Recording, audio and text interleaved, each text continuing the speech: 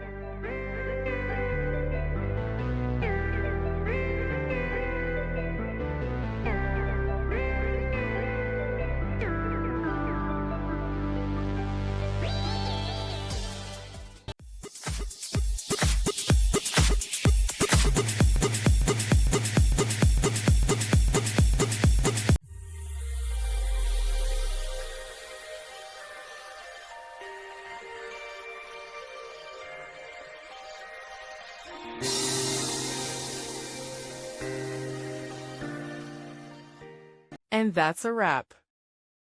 I hope you found the answer you were looking for. If you did, take a second to hit that subscribe button. It really helps out.